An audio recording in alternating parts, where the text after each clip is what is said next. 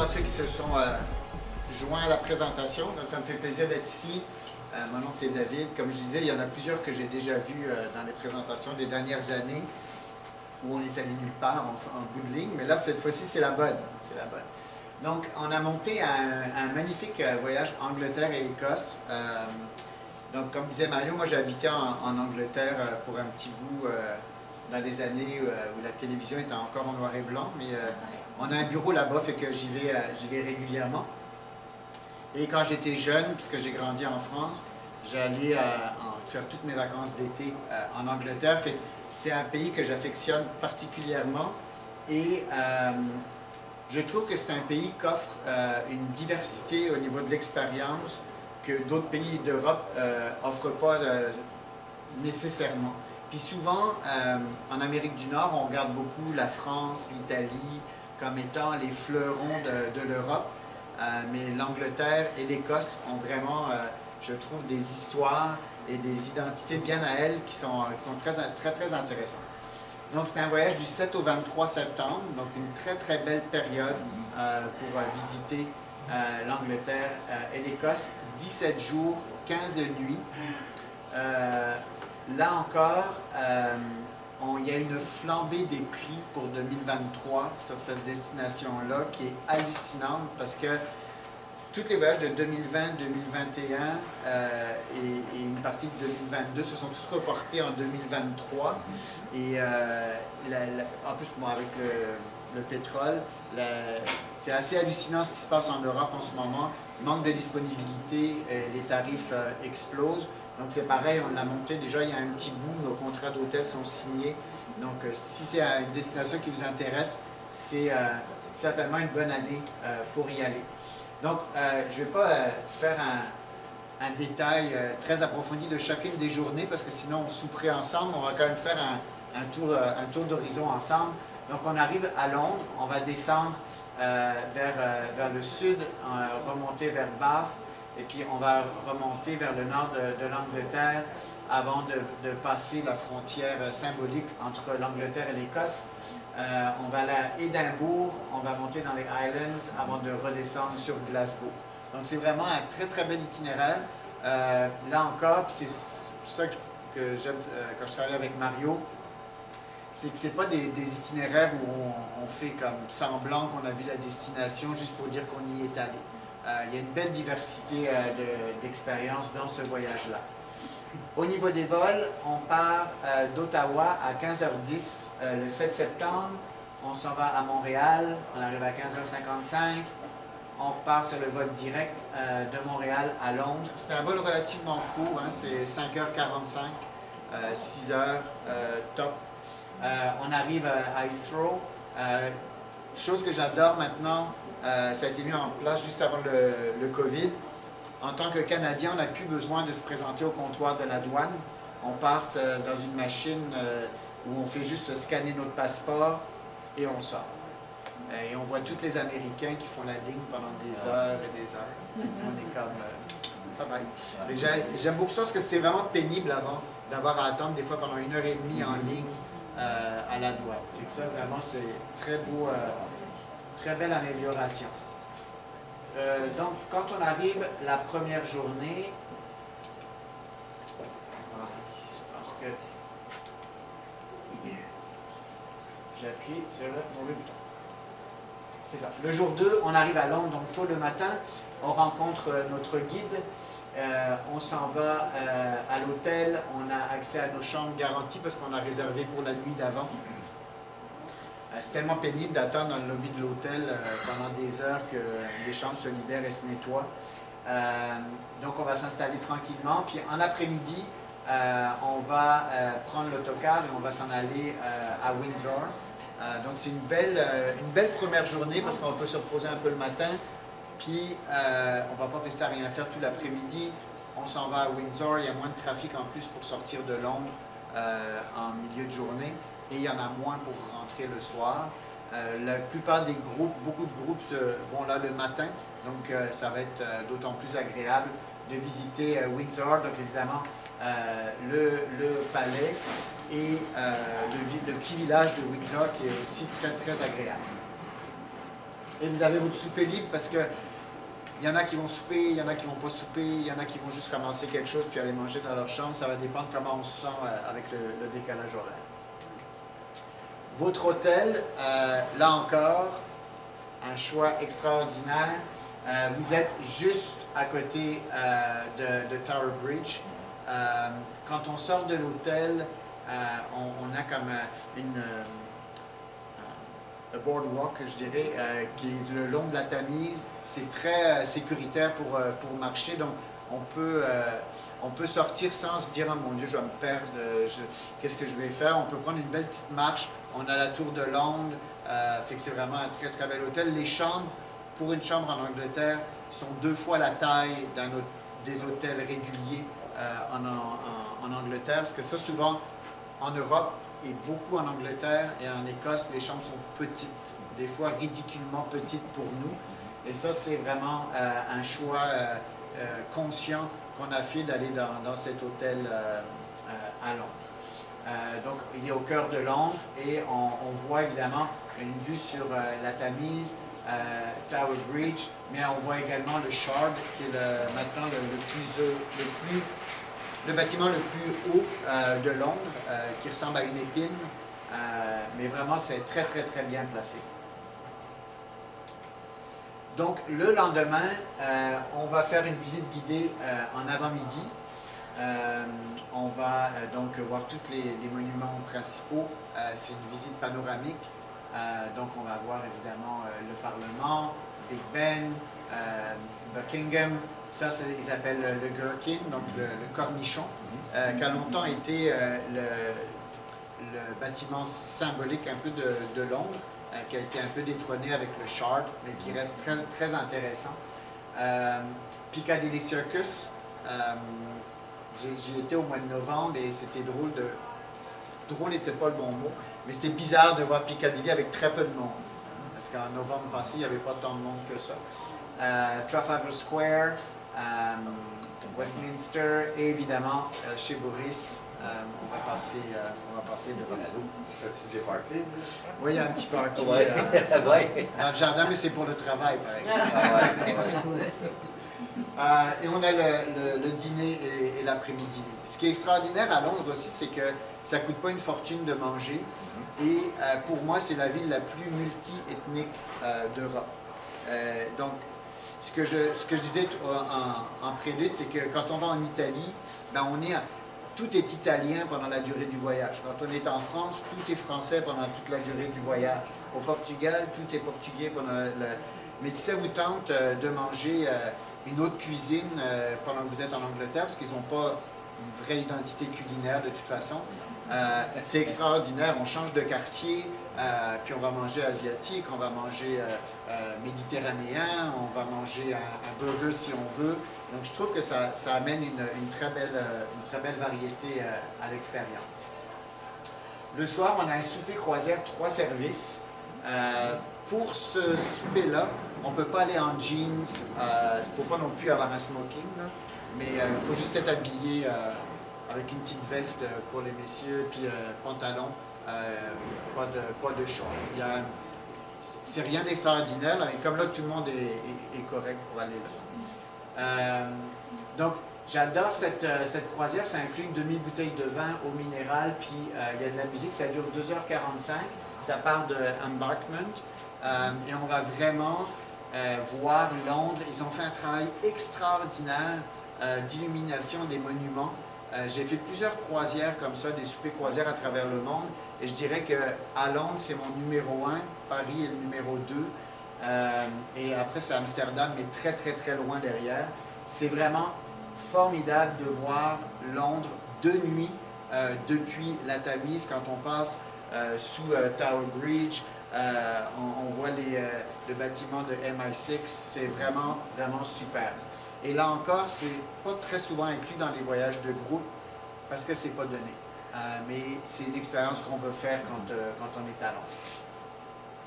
Le lendemain, on va continuer notre visite de Londres parce qu'au lieu de tout condenser dans une journée, on va prendre le temps de faire ça sur 2 jours. Donc, on va voir l'abbaye de Westminster, et on va visiter le quartier. Il y a une histoire très intéressante.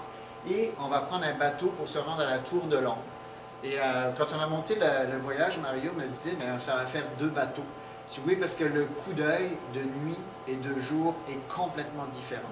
Et je trouve que ça apporte une autre dimension. C'est intéressant de le voir. Ah, on l'a vu hier. Ah oui, mais tu as vu ça. Je trouve que c'est très, très intéressant. Puis ça évite de toute façon d'être dans l'autocar et dans les bouchons pour se rendre à la Tour de Londres. Donc c'est super, super agréable. Le lendemain, on continue notre visite de la ville, tranquillement. On va aller à Kensington Palace, là où habitait Diana. Et on va faire une petite maison sans prétention. Et on va faire quelque chose que j'adore, qui est un high tea à Kensington. Donc, vous le voyez ici.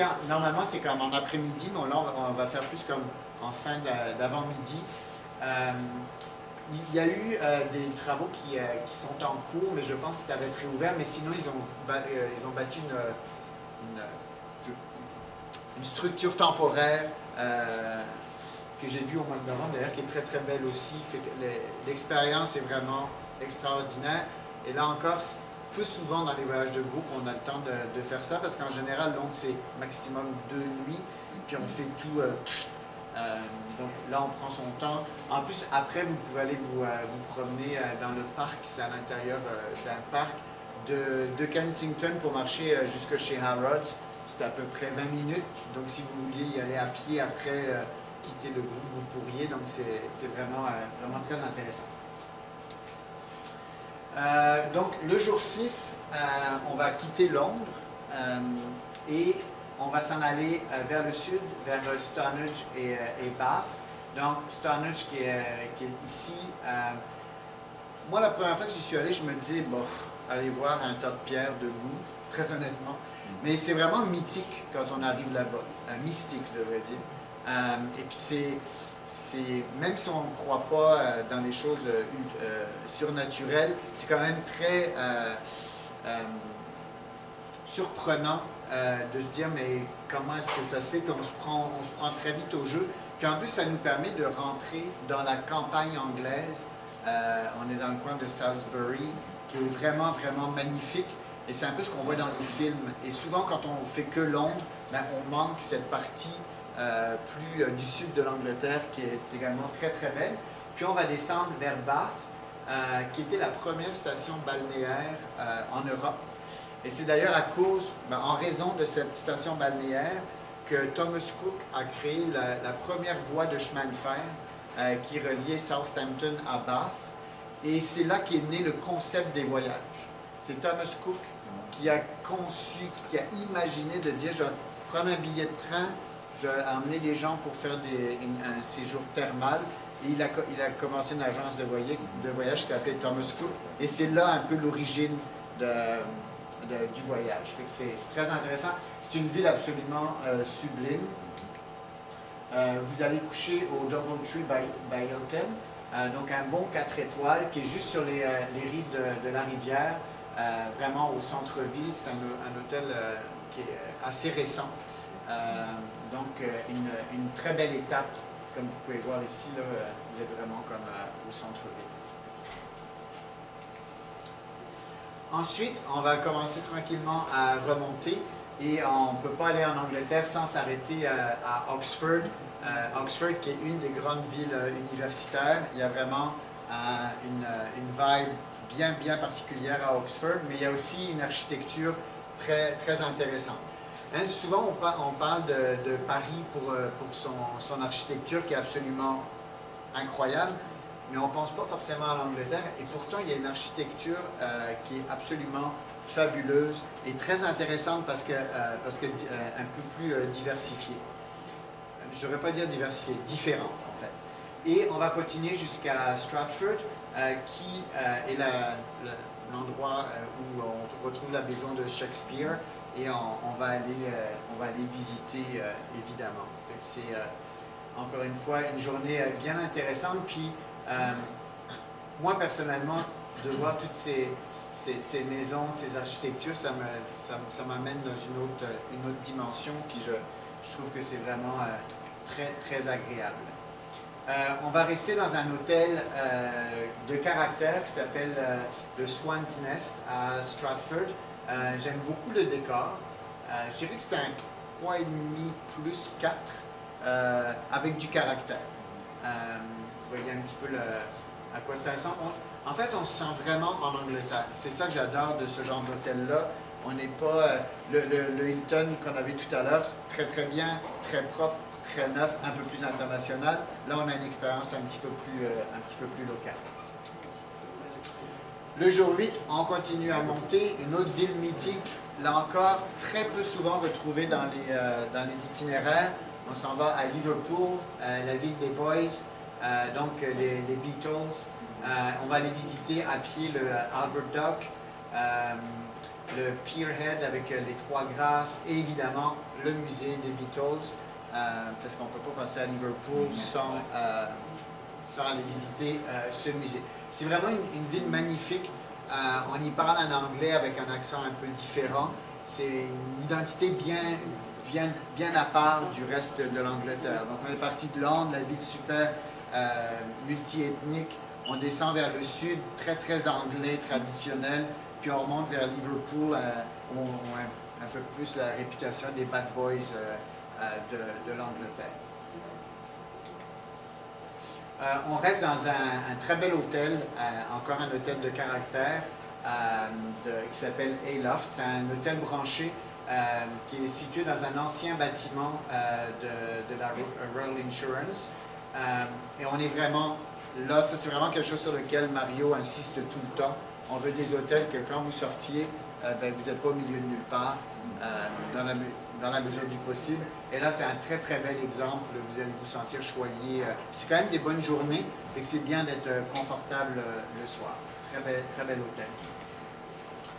Le lendemain, on continue notre visite de Liverpool. Les hôtels, jusqu'à là, comment ça vient? Parce que c'est le soir, ça va être de marche.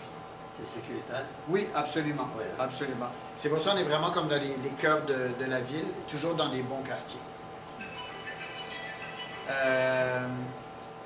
Donc, on va continuer notre visite de Liverpool et on va avoir l'avant-midi de libre et on s'en va vers York pour aller visiter la ville de York qui est vraiment médiévale avec les petites rues, les maisons en coulis-maçon, vraiment, absolument, comme dans un livre. Et on va visiter donc York et sa cathédrale médiévale qui date du 12e siècle. C'est quand même toujours impressionnant de rentrer dans un bâtiment et se dire que ça a été construit au 12e siècle. On va rester au Holiday Inn à York. Donc là, c'est un 3 étoiles. C'est une moins grande ville, bien placée. Donc, vous voyez un petit peu les chambres, décor moderne. On peut se prendre une bonne petite pinte au bar. Donc, encore là, un très bon choix. Parce qu'il faut aussi dire que la disponibilité est très réduite. Mais on a vraiment cherché très fort pour trouver les bons hôtels pour vous.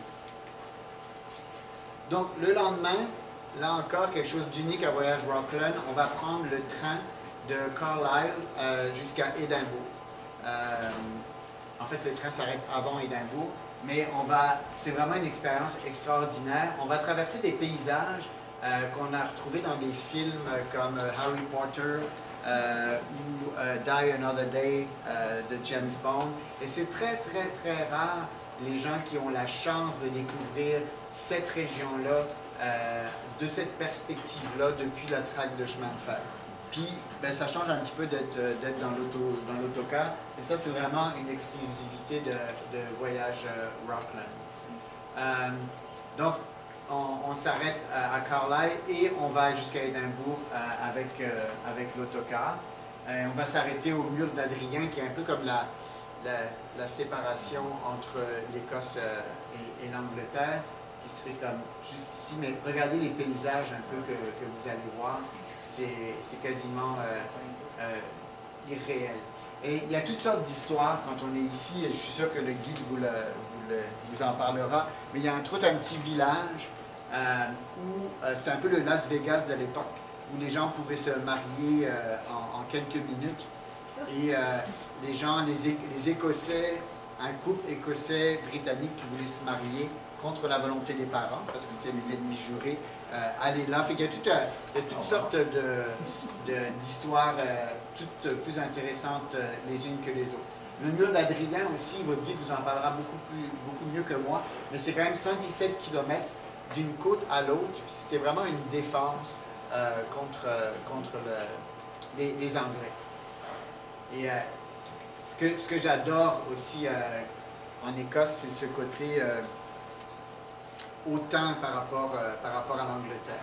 J'ai plusieurs amis qui sont guides là-bas et quand on leur demande de nous parler de l'Angleterre, il y en a plusieurs qui disent « De quoi? Je ne connais pas ce qui existe de l'autre côté. » J'aime beaucoup ce petit côté.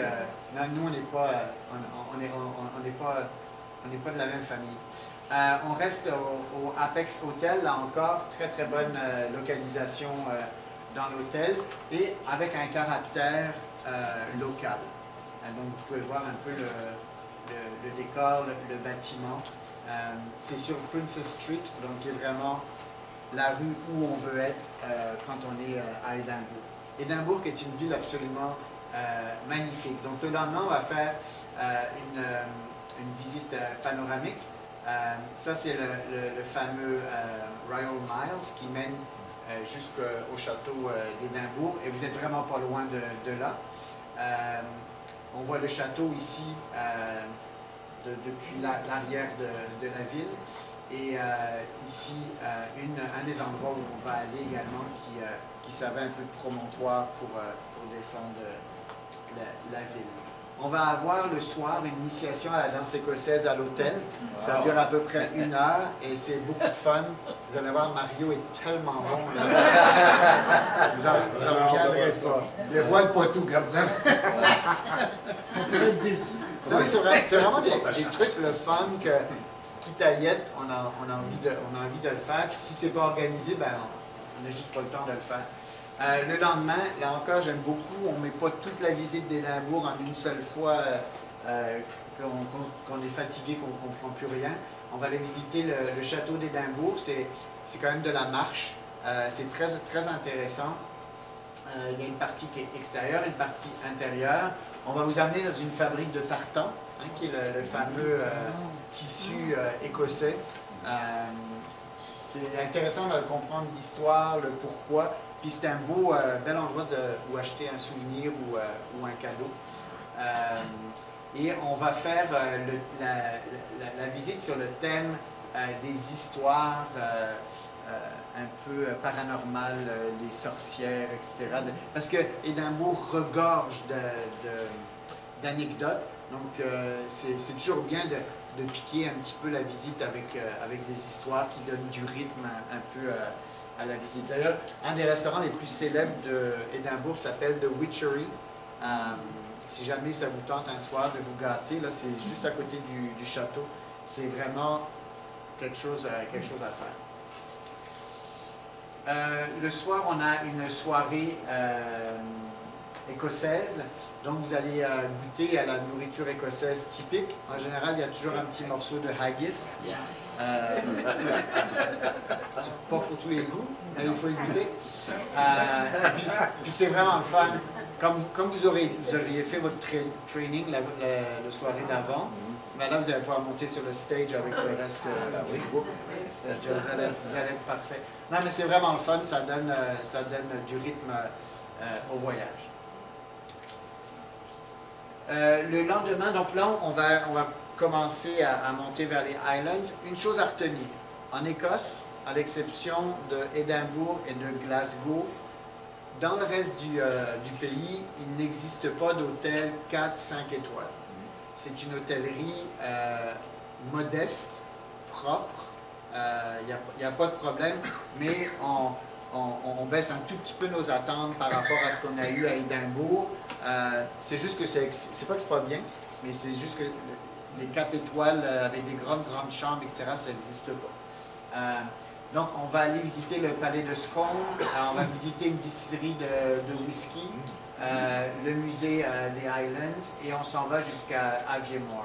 Donc là, les paysages vont commencer à changer. On retrouve vraiment une architecture avec de la pierre, des toits un petit peu plus foncés. L'Écosse a un petit côté plus austère que le sud de l'Angleterre, par exemple.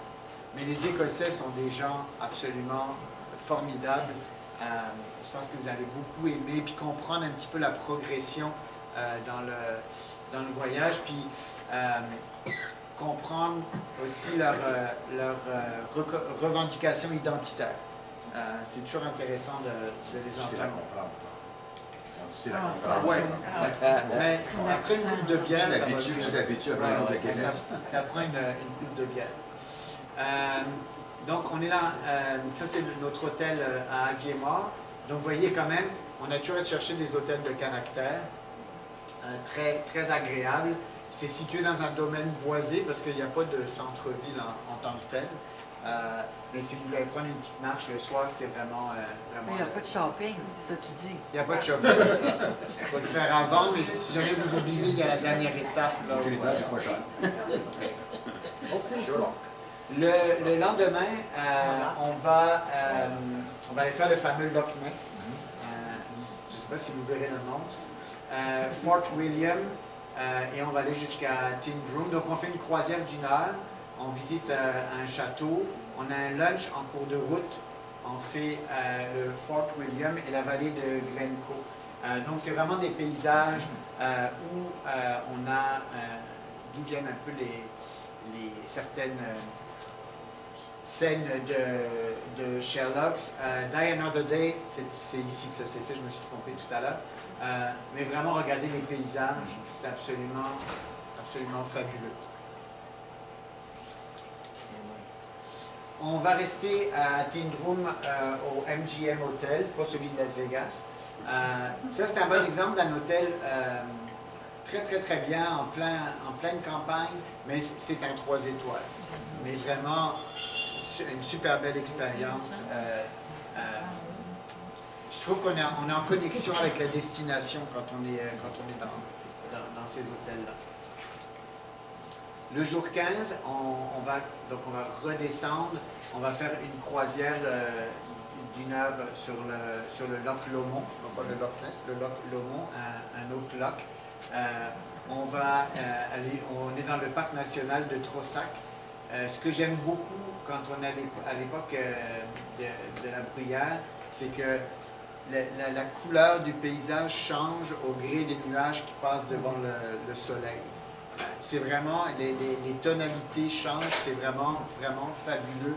La nature est tellement belle, c'est vraiment une très, très, très, très belle expérience. On a un lunch dans un pub, ça c'est toujours le fun, il faut au moins en faire un en gang. Et on va visiter la cité médiévale de Stirling, que l'on voit ici, avant de continuer vers Glasgow. Glasgow qui est la 2e plus grande ville d'Écosse. Puis il y a Édimbourg et Glasgow, puis c'est un peu la même rivalité que ce qu'on a au Québec entre Montréal et Québec. Toujours une qui se trouve mieux que l'autre. Mais 2 villes très, très, très intéressantes. On va rester au Jury's Inn, qui est vraiment au centre-ville, à un côté un petit peu plus moderne. Un bar plein d'atmosphère le soir. Le lendemain, on va faire notre tour panoramique de la ville. Très belle ville également, Glasgow. On va aller voir le musée d'art. Et puis vous allez avoir du temps libre également pour vous promener par vous-même. Rendu là, vous allez être bilingue et écossais.